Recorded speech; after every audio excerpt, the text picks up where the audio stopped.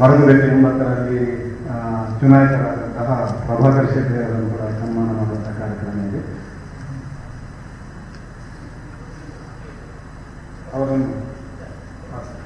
ಅವರನ್ನು ನಾವು ಈಗ ಸನ್ಮಾನ ಮಾಡಲಿದ್ದೇವೆ. ಅವರು ವೇದಿಕೆಗೆ ಬರಬೇಕಾಗಿ ಕೇಳಿದ್ದೇನೆ.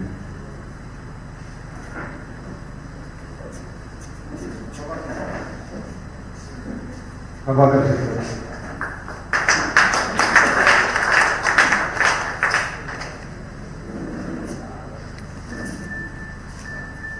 ನಮ್ಮ ಅಸಿಸ್ಟೆಂಟ್ ಗವರ್ನರ್ ಎಡ್ವಿನ್ ಜೋಸೆಫ್ ಅವರು,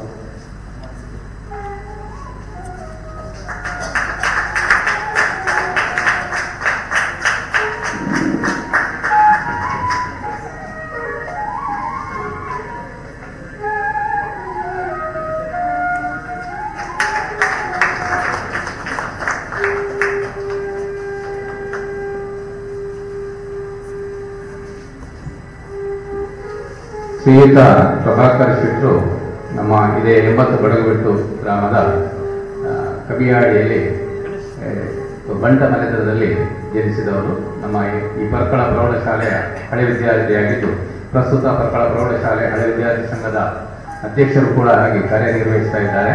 ಹಾಗೂ ಅವರು ವೃತ್ತಿಯಲ್ಲಿ ವಾಸ್ತುಶಿಲ್ಪಿಯಾಗಿದ್ದು ಅನೇಕ ಸುತ್ತಮುತ್ತಲಿನ ಅನೇಕ ಮನೆಗಳನ್ನು ನಿರ್ಮಾಣ ಮಾಡಿಕೊಟ್ಟಿದ್ದಾರೆ. ನಮ್ಮ ಮನೆಯ ವಾಸ್ತುಶಿಲ್ಪಿ ಕೂಡ ಅವರೇ ಆಗಿದ್ದಾರೆ.